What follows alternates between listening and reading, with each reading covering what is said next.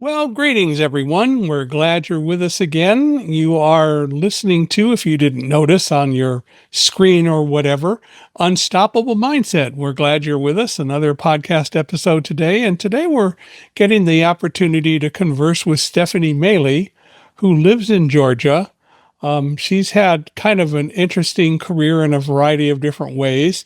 But among other things, and one of the things that attracted me to invite her to come on the podcast is she's a relatively new author. Book was published just a few months ago, and we will we will talk about that, I am sure, along with all the other things that she's doing. And she has introduced us to a couple of other people who we hope will be on the podcast fairly soon. One is her goddaughter, who is in the Paralympics and is going to be in the Paralympics here in the California area in a couple of years. Because I don't think that all the water in the California area will evaporate by then. So she's a swimmer, among other things. Yeah, I know. Isn't that fun? Anyway, Stephanie, welcome to Unstoppable Mindset. We're really glad you're here. Oh gosh, thank you for having me. I've read your books and since we first talked, and I'm just really excited to be here. You're Well, impressive. well, we're excited to have you. Well, thank you. Well, let's start, as I love to do. Tell us kind of about the early Stephanie growing up and all that around Okay. Chattanooga in your case. So Yeah. you've never had Yeah. dreams of going back to Chattanooga, huh? You're fine in Georgia? Yeah, we really are. Okay. We so I'll start at the beginning. So yeah, I was born in Chattanooga, Tennessee, and my birth father abandoned us right away. I was 3 months old, and my brother was 2, Oh, and my dad had just finished his residency, and so unfortunately, he had an affair, and he took her from radiology, and then they went on up to Sioux Falls, South Dakota. And so my mom had 2 children. My brother was 2 years older and was a 2-year-old, and I was 3 months old. And then eventually my mom remarried. And I guess the significant time of childhood, my stepfather raised us until I was about 15. And then they got divorced. And I played sports. I had a lot of anger, and I had sexual abuse in second grade, and then I had 2 men who groomed me in my teenage years. So I had a lot of anger, and I applied that to sports. I played fast pitch softball, and I was a catcher for probably 13 years, and then I played volleyball and basketball at school. wow. And so, yeah, and then I wanted to be a doctor. Not probably wholeheartedly. And I didn't get into the college that I wanted to in Sewanee, Tennessee. And so I went into nursing school at University of Tennessee at Chattanooga and became a pediatric nurse in the hospital. Now, why pediatric nursing specifically? I really love children. I just love kids. And as a matter of fact, I almost didn't even continue because as a graduate nurse, I ended up being a camp nurse up in Sewanee, about an hour away from Chattanooga. And I had everything go wrong. I mean, I thought I was going to get to study from my boards, play with kids. It looked good on the resume. And unfortunately, like I said, everything went wrong, even to a death of a 12-year-old. And I was responsible for, everybody's health. And, but I had to hospital a child the first week. I had everything from a torn cornea to dog bites to burns. I had to get 2 off of the campus for surgery. One had a grand mal seizure for the first time, and another one had an appendix that was about to rupture. And I got them off. So it was a very weird experience. And after the child who died was on a hike, and there was a waterfall, and he was at the back of the group. and ended up climbing up barefooted up this like embankment. And then he slipped and fell 60 feet. And I had there were three counselors there, and one was a paramedic, and another one was an EMT. And then I had sent them with kits, first aid kits, because this is back before cell phones or anything like that. And it was just horrible. And he had, his brain was like an egg that had been broken apart, just terrible. And I thought, good grief. I thought this was going to be easy. I would study, and then go into nursing. And so I kind of started off a very rough way into my practice. Talk about baptism by fire, huh? Yeah, definitely. So what made you decide to stick with it? Because you obviously did, because you became a nurse, a pediatric nurse. I did. Well, one of my instructors had really schooled me on let's get you published when you do this camp nursing. So research anything you can, and I want you to get published. So she was very aware of where I was, and after the accident, she recognized that was my camp, and so she called me at camp, and I was just a blubbering mess. I mean, we had grief counselors were flown in, the bishops. I'm an Episcopalian. Bishops came to be there, and this whole thing. And she calls and she says, "Listen, I heard that was your camp, and that child who died, and I want you to get on the horse, and I've got you a job. And this infant is really special. She's having her second liver transplant, and she's 12 months old, and she's in Pittsburgh, but she's going to be taken care of in Chattanooga. And so we want you, instead of keeping her intensive care unit, we're going to single nurse her in a room, until she's able to go home, because she has an 8-year-old's liver in her 12-month-old body, which means it's not covered. Her skin hasn't covered. It's going to be a lot of wound care. She has a trach and, blah, blah, blah. And I mean, I was just crying the whole conversation, like, no way, I can't do that. I can't do that, So I did. And I think I had those people who really supported me to do that. And the parents were fantastic. And I ended up working for about 5.5 years there. And then my husband and I met and married and then moved, because he had an agreement with his medical school at Mercer to work in a rural area for 4 or 5 years.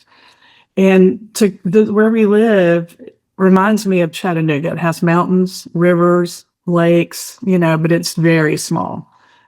So I did stick with it, but then I did burn out. I ended up being with a lot of children who had cystic fibrosis, and they wanted me with them when they died. And so it was a candle that burned out pretty quickly. Within about 6 years, I just knew I was done. Mm. So what did you do after that? Well, it turns out I got pregnant. And, all right, that's a start. Yes, I was actually working as a pediatric nurse. It was my husband's a pediatrician, and we have a hospital where we live, but I didn't want to be known as Mrs. Dr. Maley. And so I started working about 45 miles away, and it was a great experience. I have to say that. But when I got pregnant, getting up at 4:30, and getting down there by 6 or 6:30, I was exhausted. So then I became a full-time mom. And yeah, so yeah, go ahead. What did you learn from all your nursing and so on, with all the trauma and other things that were going on in the world for you? What did you learn that helped you to be a parent? I think an understanding of Well, definitely an understanding of children, of healthy and non-healthy children. Um, and I think patience. There was a lot of that. Our older son, my first child, I knew there was some things a little different with him. And I think my nursing kind of prepared me in a way that I might not have been. I might have kind of like, what does this mean? He won't participate or he won't cooperate, and when he was about 3. And I think my nursing experience just gave me the patience and the fortitude to end up actually home educating him. And then even our second son. Mm. So they did all their educating at home. Yes, they did. Because again, I saw something different about my older son. And I thought if he goes into the school system, they're not going to enjoy him. He's not going to enjoy it. And I didn't have words for it, but it just made sense. And we had about 100 families here who were home educating at the time. So we did science Olympiad, spelling bees, geography bees, chess clubs, PE, all of that. And then I kept some other boys for a friend of mine when she worked once a week. So I had 5 boys every Thursday. So socialization wasn't an issue. So your son was different, but how so, or what was the real difference, or was there one? Well, he just, excuse me, he again was if he was interested in the subject, he was great. But if he wasn't, it's like pulling your teeth out. And he just wouldn't, like we had a play group at our church for 3-year-olds, and that's where I first saw a difference because again, he was just 3, just the age of when you start kind of playing with other kids. And he would not do what we were trying to have the kids do.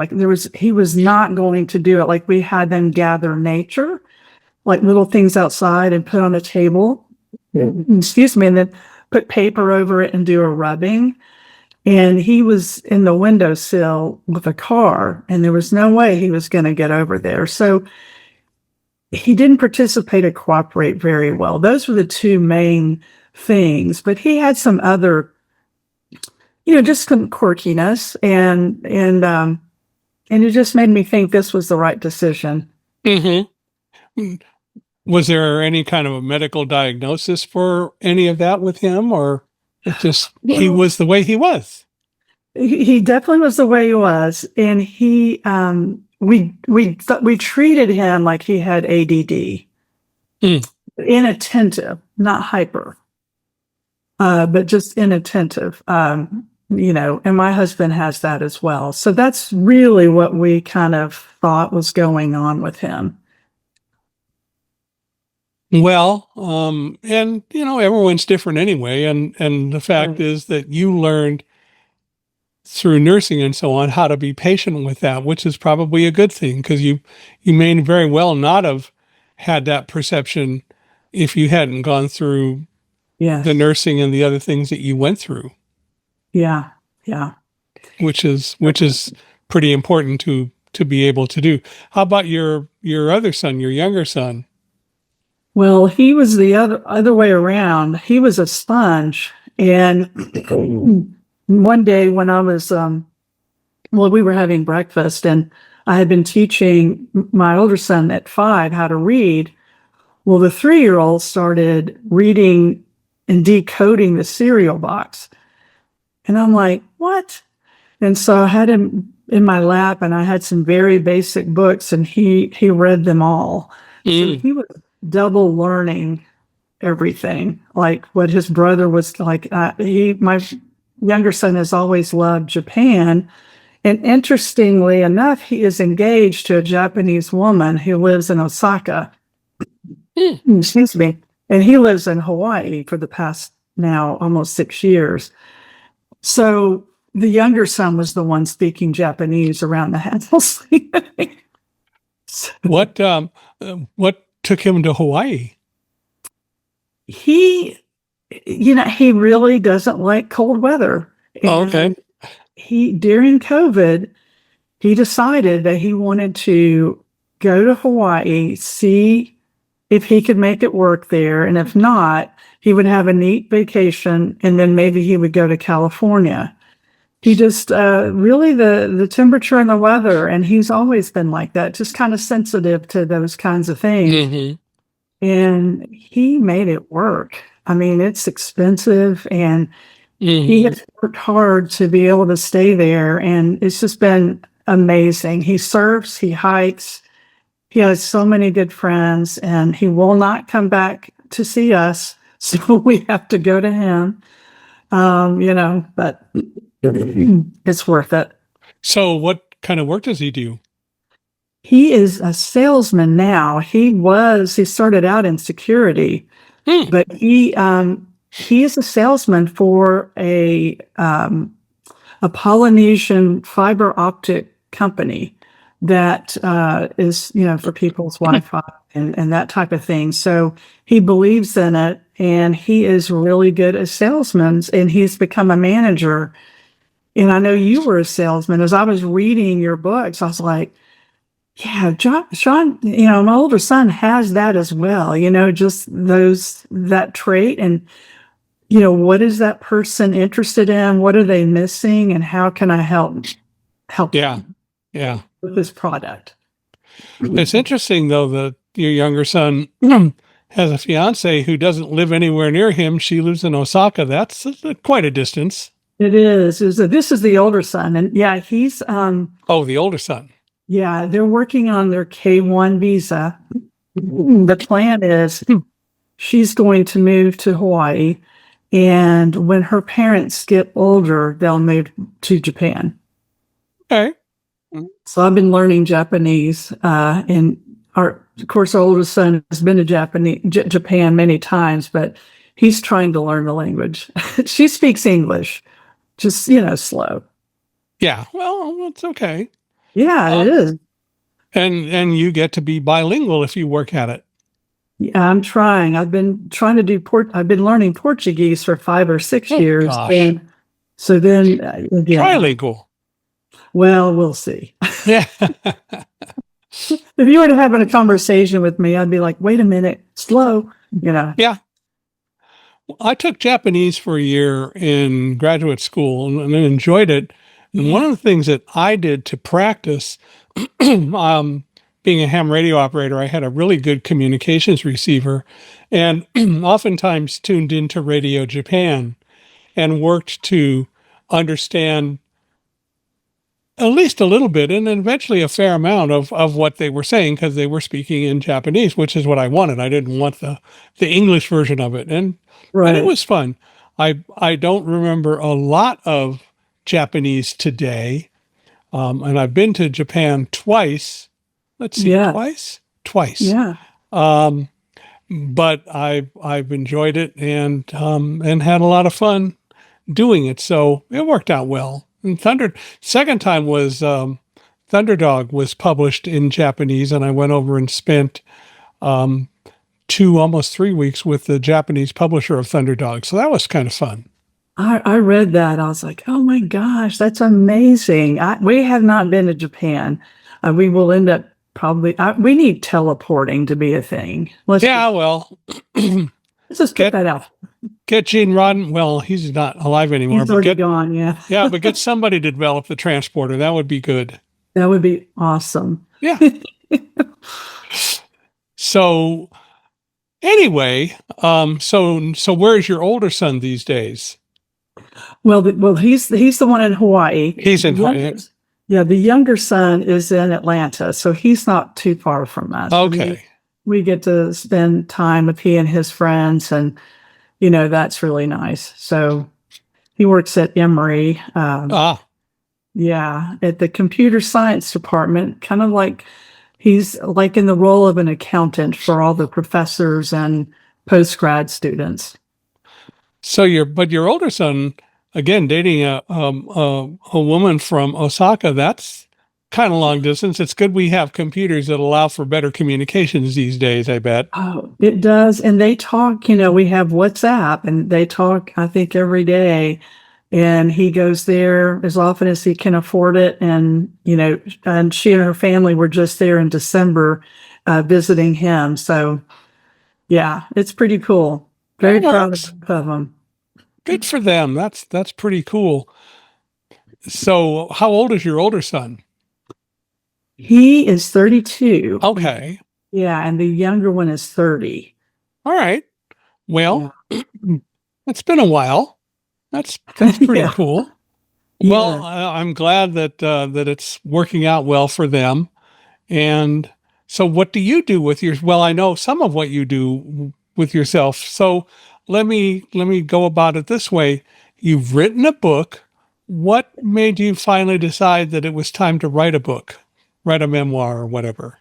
Right. Well, that's a good question. It really things started opening up for me internally when the Me Too movement came out.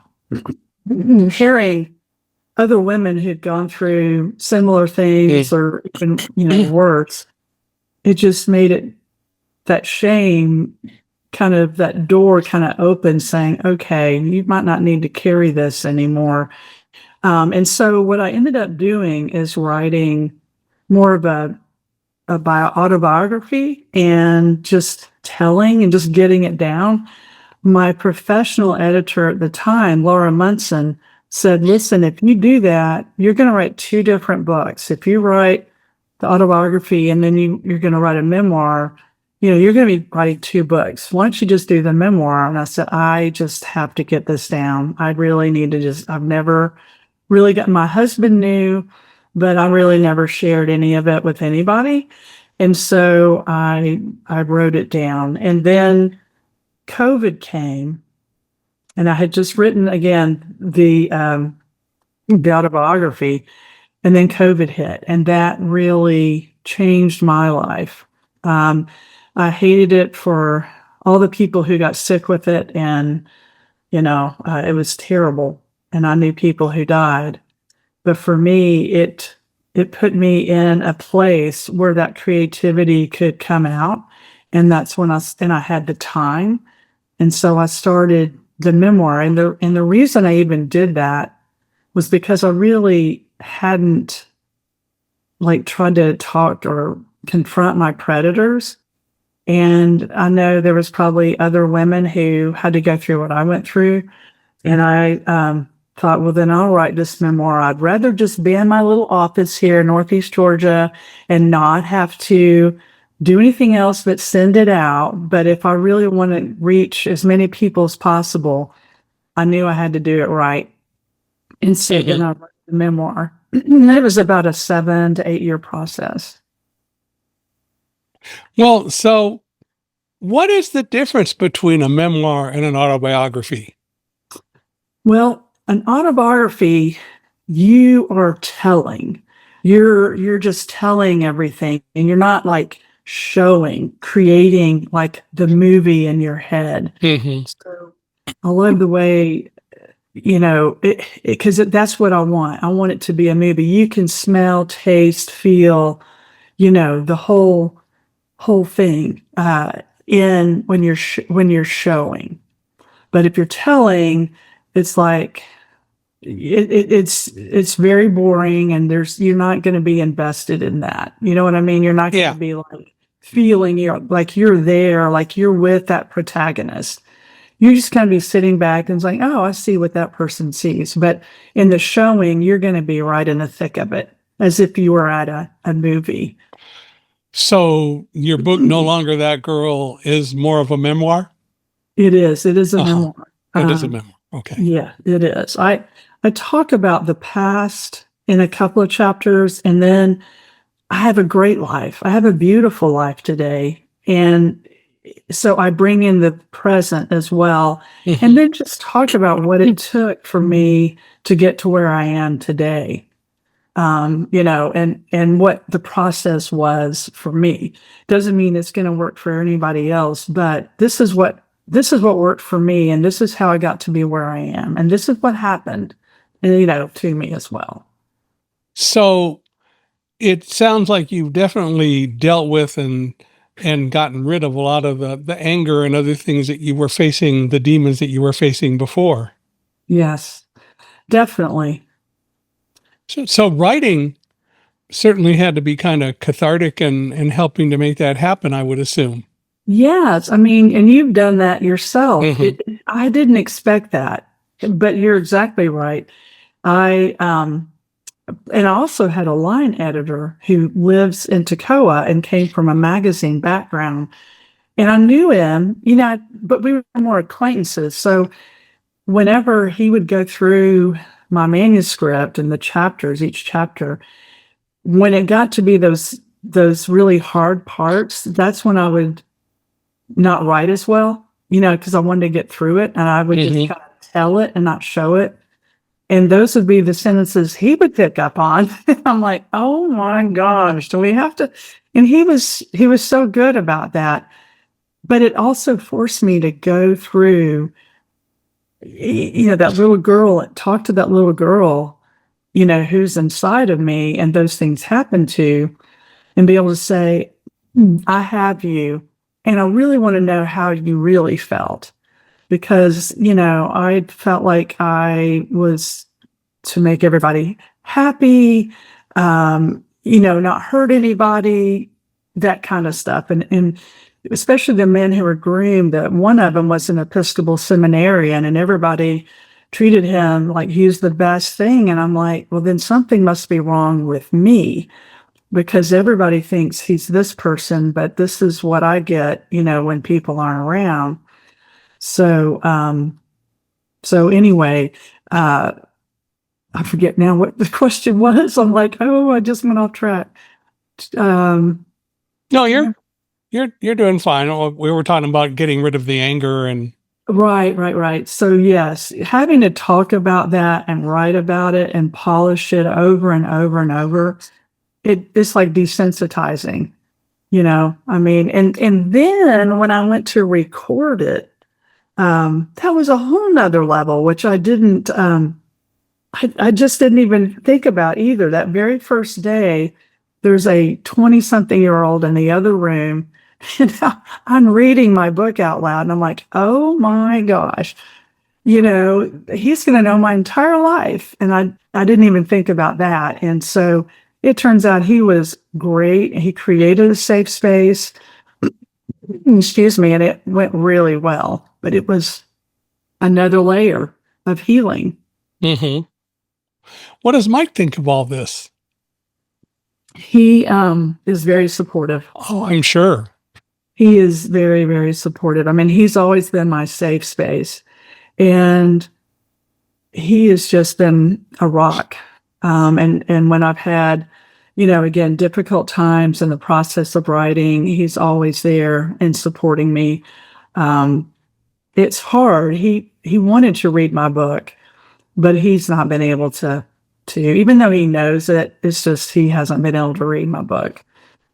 Yeah, I know when when Karen was alive, if she happened to go with me or whatever to do a speech, she didn't want to listen to the speech. It just brought out memories and so on and things for her. So she went off and did other things, which was fine because Yeah. I wouldn't want her to be in any way traumatized or hurt. And the other part about it is, especially when I was writing, especially Thunderdog with Susie Flory and so on, and Mhm. just in general, she heard a lot of it. So she knew the story, but Yeah. it was just not something that she wanted to deal with directly. And that's fine. Yeah. I mean, that is painful. I mean, when you got that first call off to her, until you were able to talk to her again, that was a lot of trauma for her. I mean, Yeah. it was for you for sure, but it was a lot of trauma for her.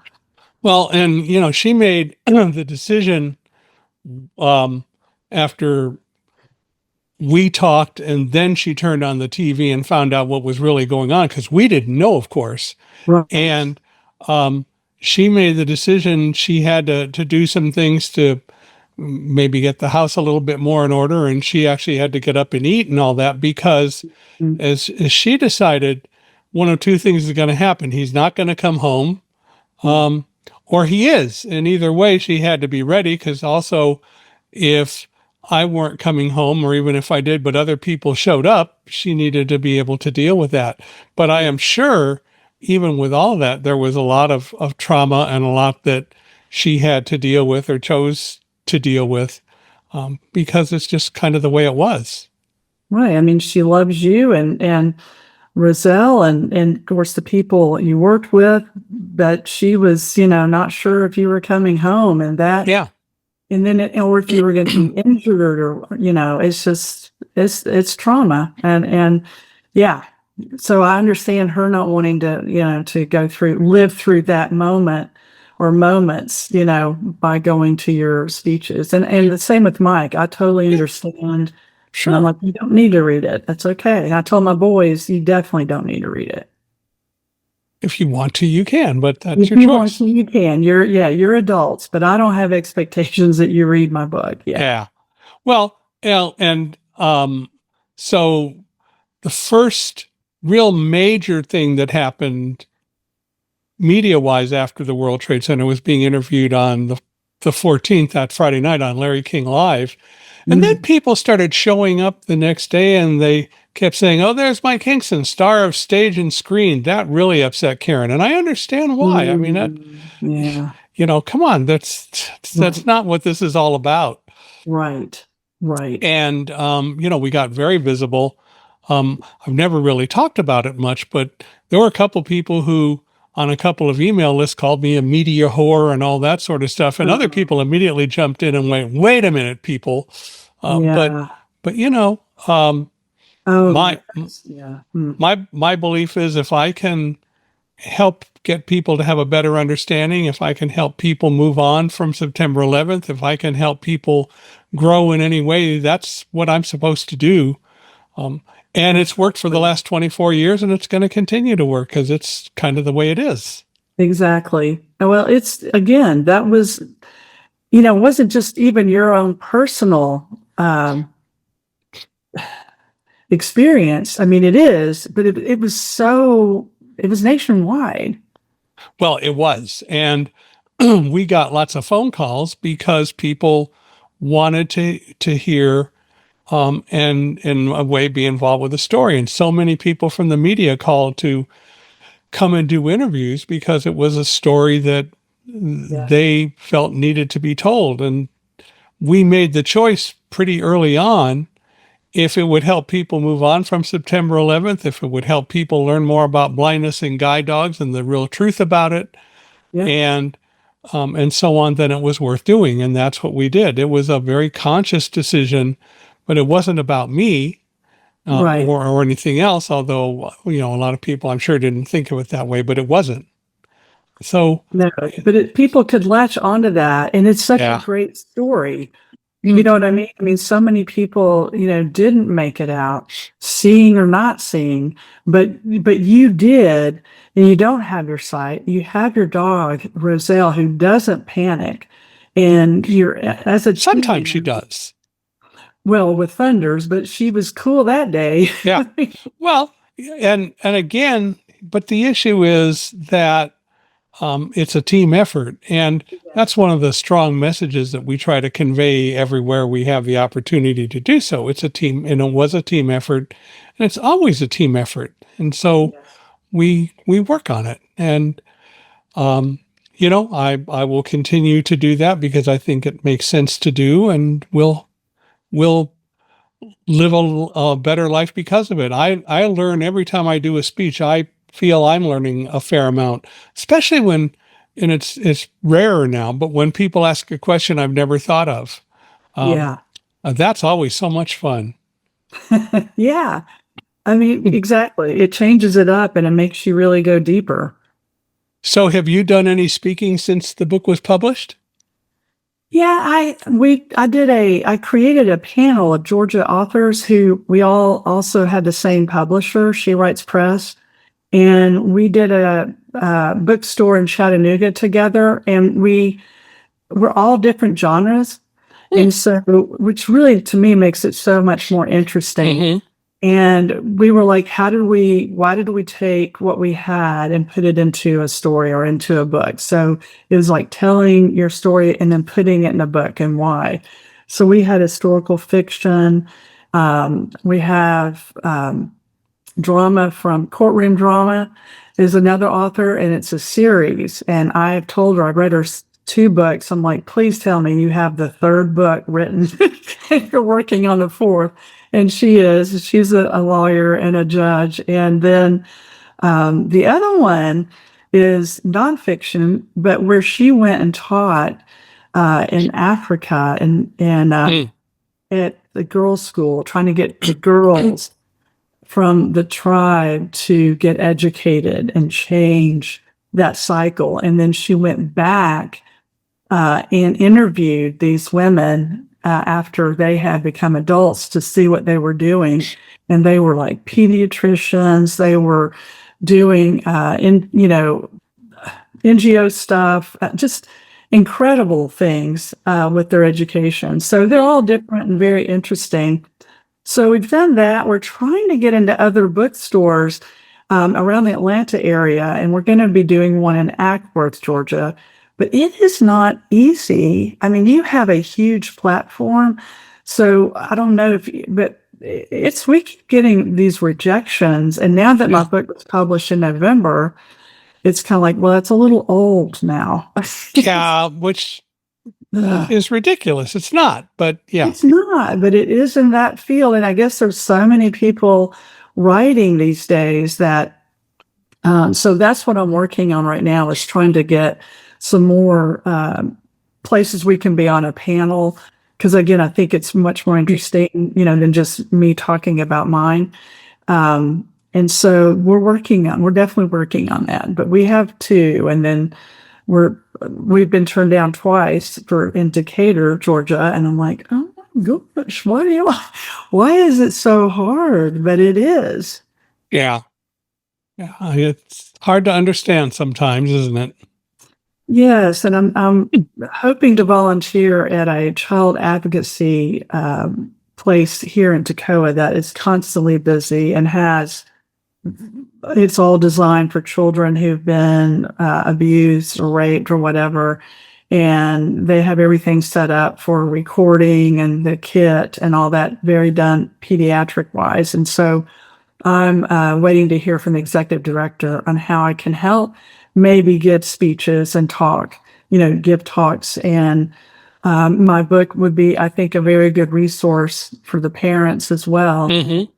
So I'm hoping to do that. In addition, I'm just waiting to hear back. Well, you wrote this book, but had you done any writing before, or was this just a whole new thing, or what? A good question. I wrote journals. I started that in high school. I went to a Catholic high school, and one of the priests taught a class, like just an extra class you could take as a senior. And it was called Spiritual Journal. And he talked to us about keeping a journal. So I started then, and I kept a journal, and I wrote, I don't know how many books, 40 something. So that's really what I had done with my writing. And I did well in English, but this is really the first big thing. But when that child died at camp, we still had 2 more weeks to go. And it was so hard. And we were flown to his funeral in Memphis and all that. But I wrote a poem right then and there to express my feelings. So I think I had that potential. I just really didn't work on it. And it was, but it's the comfort of getting stuff out, Mm-hmm. I wish I had leaned on it maybe even more, but I did in journals. But I did, like I said, a poem is what came to me after that accident and where he died. Have you thought of maybe taking some of those journals or taking things from those journals and maybe writing another book? Well, I tell you what, Mike, I don't know that I want to write another memoir. It's flesh tearing. Yeah. I did get rid of a lot of those, which I wish I hadn't. I do have still some. I'm actually waiting for the muse. I would like to write another book and write it as a fiction, Mm. probably with a strong female protagonist. I don't know if it, I've always wanted to be like, I think I could be a stunt car driver. And I thought, what if I wrote about a teenager who, um, again, it's more of a tomboy thing, but if she wanted to be a stunt car driver and, just, I don't know, a YA book. I really don't know, but I'm kind of waiting for that muse. But I have ideas. I just need to get them coalesced. Well, if you're going to be write a book about a stunt car driver, then maybe you should try it for a little while to get the experience. Yeah. That makes even a more interesting story.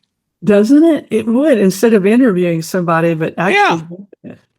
Well, I'm really comfortable behind the wheel. The more that, as long as I can move, going through Atlanta with the 5 lanes or so is nothing. And I enjoy it. It's relaxing. And I transfer lanes depending on speed. And I've had to dodge. I remember even as a teenager, I had to do a 180 to miss somebody, and I completely forgot about it. I mean, like within minutes, it was no big deal. Anyway, I'm very comfortable behind the wheel, and I think I could do well, but I like your idea. I recall one time, it was fairly soon after we moved to New Jersey and I was working in New York. We drove into the city from our home, and we were just coming out of the tunnel, and I knew where we had to go, and I had told Karen, but I think she forgot or maybe didn't understand. And, she said, we're coming out of the tunnel. And I said, now you need to make a left turn here to get to where we need to go. And she had forgotten that. And suddenly the car went across 3 lanes of traffic to make the turn. And she was so proud of herself. And the rest of her life, she talked about the fact that she went across those 3 lanes and not one single person honked at her. Oh, there you go, Karen. She said that just showed what kind of a good driver she was. That's right. It was so funny. Right. Oh my gosh. Yeah. I like to go, I go about 5 miles above the speed limit in town and about 9 on the highway. And I don't like back roads. I feel like I can't breathe. I need to be in the open highway. Well, in this case, it was like 5 in the afternoon, but coming out of the tunnel, the traffic was moving okay where we were. So she was very proud of herself. I was too. She was a very observant person. We had some people with us in our car once, and they were saying, I'd never want to be in a taxi because you could just see the taxis just driving real crazy. Yeah. And Karen said something very interesting. She said to these people, look at those cabs. Do you see any dents or dings or marks on the cabs? Exactly. And they said no. And she said, there you go. They're very clever and careful drivers. They know what they're doing. Yes. And again, I think that's pretty clever. And that was pretty smart of her to have observed that. Exactly, because they do know what they're doing. They're good drivers. They just do it in a faster pace than a lot of other drivers. And I literally can't ride with someone who's going to drive below the speed limit or like really, but I can't do it. I'll just drive it myself. So you could be a New York. So you could be a New York cab driver. That's almost like stunt driving. It is. That is a good point. They are like stunt car drivers. I actually drove through New York City with the family, and we had this hubcap that kept coming off. I was taking a left, and there were police like across the street, and there goes that hubcap. And my husband, I'm like, get it, honey. And he lowered the window and tried to reach down. to get it, but it was, he didn't, but the policeman did. And I'm like, gosh, wouldn't that have been cool if my husband could have swooped that up? Oh, gosh. Yeah, it's pretty funny. Well, um, I think I tell people all the time out here, I don't see why I can't get a driver's license and drive around Victorville, because the way these people drive, I'm sure I would do just as well as they do. But Exactly. no one believes me. I have driven a Tesla. Oh, what do you think of that? I thought it was pretty interesting. It was in co-pilot mode, so I was able to do it. And the driver was, the owner of the car was there.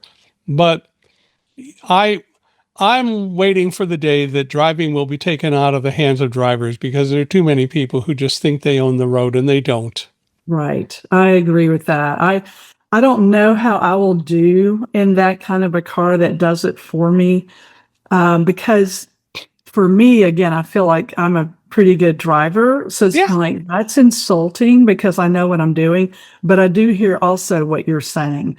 And I think it would be so helpful for not just people who are blind, but people No. who are elderly, who don't need to be behind the wheel. Well, but I think so many drivers, in general, of all ages, because the reality is, we don't pay attention to the details that we need to pay attention to anymore. And so once autonomous vehicles get to the point where they can truly do this safely, consistently all the time, I think it makes perfect sense to do. We're not there yet, but the day will come when autonomous vehicles will be a lot more perfected, and it will happen. How soon remains to be seen, but it will happen. Right. Oh, I think it will too. Now, I want a flying. I agree. Yeah. Because I love, like, I'm a drone pilot, especially when they first came out. I mean, I've been doing it for a long time. I'm certified, but I just think I always just want to fly. Yeah. I just think it'd be a blast. Oh, I think it'll be cool. There have been some flying cars, but it's not very common. And No. again, I think most people would not do it necessarily extremely well, because they don't pay attention to the details that they need to pay attention to. But the autonomy will come, and Yes. that will do it. It's like so many things. But it's like AI, right? Keep people Mhm. complaining about AI, but it will get better. I don't believe that AI will ever replace humans. I don't think that it will be able to ever keep up with humans, but it's a tool and it will do a lot of things, but it's not going to be the end of everything as we know it. Yeah, and I remember reading, in your books about that and your background. And for some reason, when I was probably 19, 20, I was terrified of computers and what they could mean. And so, I'd read, I'm sorry, George Orwell's 1984. before 1984. And, Mr. Roboto, the song that came out, and I was like, that is going to be it. And so it's so funny. It's in my book that it actually got me into counseling, because I was on the governing body at our church at a very young age. I was 20, and it's called a vestry in the Episcopal Church. And there was discussion about our church getting a computer. During the discussions, I would remove myself because it was irrational. I had just this irrational feeling. Well, they had voted that we would. And one Sunday after church, I told our priest I needed to talk to him. And so he met me in his office. I said, well, if we get a computer and it's smashed, you'll know who did it. He's like, let's sit down for a minute. He said, I think that this really doesn't have to do with the computer. I think there's something else going on here. I think we need to talk about therapy. And so that started my therapy was that very thing. I remember reading 1984, and actually a couple of years ago, I went to a hotel and the room number I was assigned was 101. Mm. Do you know the significance of room 101 in I'm trying 1980? to remind me. That was where the brainwashing took place. That's where Mhm. they took you to control you. Yes. Yes. Always loved it. You said, I'm in room 101. I can do this. It's great. But you embrace that more than, you know, Yeah. in photography and in which I do as well. And then in writing, AI is there. And as you know, I wasn't sure you were real when you were trying to contact me because and I'm sure you do too. You get all these inundated by these, oh, your book is this, and I think I could do this for you. And they're AI generated, Yeah. It's, I mean, it's crazy how, which is not, obviously there's always going to be people using it for good stuff and, for not so good stuff. That's always going to happen. It is. And like AI, there are going to be some people who will misuse it. But I think in the long run, there are enough smart people that will keep that pretty much under control. Some people are going to misuse it, but that's going to be their lot in life to deal with over time. Yeah, that's true. And yeah, so I'm trying to, I mean, there are people in Chattanooga who are shocked that I have computers from that memory of that time. But yeah, I know people are saying if I don't get into it, Claude or ChatGPT or any of that stuff, that I'm going to get way behind. Like some people who chose not to really do computers, and now they're lost. Well, I think there's merit in doing it. I think you will find that there are many good tools that you can use it as a part of. So it is something to do, but it's like everything, it's going to be what you make of it. I mean, people a long time ago were pessimistic about penicillin, about microscopes, about even having your picture taken that would steal your soul. I mean, there are so many things. Right. Yeah. But the reality is, I think God doesn't really let us invent things that aren't good for us. But if we misuse them, we're going to have to be the ones that deal with that down the line at some point. That's true. That's true. Well, when you wrote the book, you wrote it during COVID. Do you think you would have written it if COVID hadn't come along? Were you just ready to write it? I'm going to hold it up too for a second. That is a very good question. I would think that I would have, but it might have taken a bit longer because I was on, the running wheel of a rat. I was playing pickleball 3 times a week, active, doing things at church and just I just kept on the wheel, and that COVID just opened that door. But the fact that I had already written the autobiography and it was on my mind and in my heart, I would have, but it would have probably been later. But you also, with COVID, you had the time. It gave me the time. It shut everything down. And I stayed home for 1.5 years. My husband was again, a pediatrician. And actually, that's the first part of my book is I panicked. Once we heard from Italy and all the people who were dying, and they're like, it's coming to you. And we don't know about it. And my husband's a healthcare provider.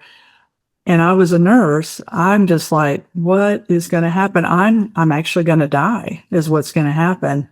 And I'm like, I need to write my funeral plans. And it just one day, all that past vulnerability I hadn't dealt with just came rushing at me. And so oddly, my therapist was the one who came up with what we needed to do to feel safe. I had called the CDC and was on hold for an hour trying to talk with a person and say, hey, my husband's a health caregiver. What should we do to keep me protected? because I had asthma. What, and I didn't get any help from them. But she said, yeah, have him change his clothes, put it in the dryer, take a shower, stay away from each other, wear a mask. And once I felt safe, is when I got down to writing. There you go. Yeah. You talked earlier about doing a lot of sports growing up. Do you think that was because of the anger and so on, or why did you do a lot of sports? Well, I do. Well, that's again a very good question. My parents must have seen something in me, and they signed me up for softball when I was 7. So this was 1969. I know. So 1969, I'm playing the sport, and I loved it. I just fell in love with it, and it did give me a socially acceptable way to express my anger. I'm a girl. I'm in the South. Girls don't act like this, right? This is the way they're supposed to act. And softball initially was, like I said, I played at a very young age, made a way for me to get that stuff out. Mm-hmm. And, I didn't understand it, and I would scare myself sometimes, but it was there, and I could just hit that ball harder or throw that runner out faster, and it just became, and then I played squash for 10 years, and I'm just in pickleball, and so, yeah. Pickleball is fairly new compared to a lot of these things, isn't it? It is in a way, and again, in another way, it started in the 50s in Washington. Never heard of it then, though. Yeah, we didn't. In Washington State is where it started with this family, and they came up with this thing to have fun. And I guess I started playing about 8 years or so ago, and I used to compete in tournaments, but I'd never heard of it.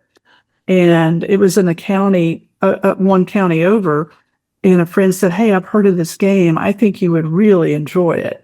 And I did, because I have, again, muscle memory, and I have really good eye coordination.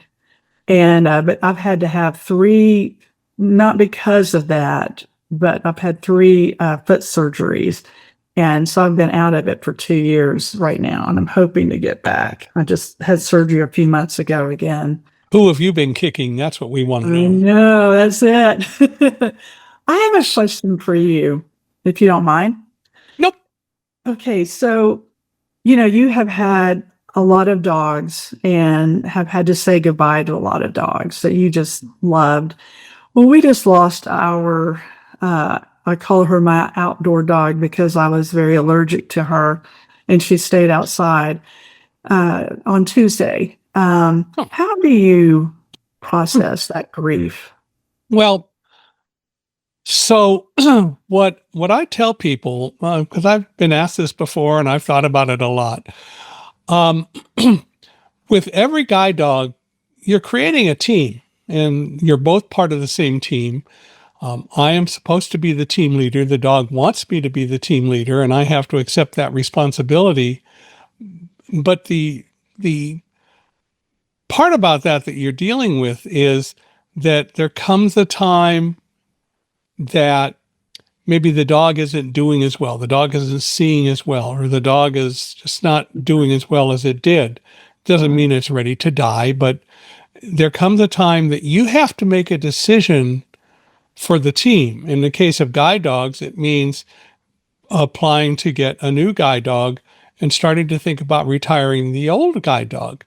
And I do things to prepare for retirement by maybe not using the dog as much and other things like that. But even with pets, the fact of the matter is it's a mental thing as much as anything. And you do have to recognize that that time comes with pets that that they're going to get older.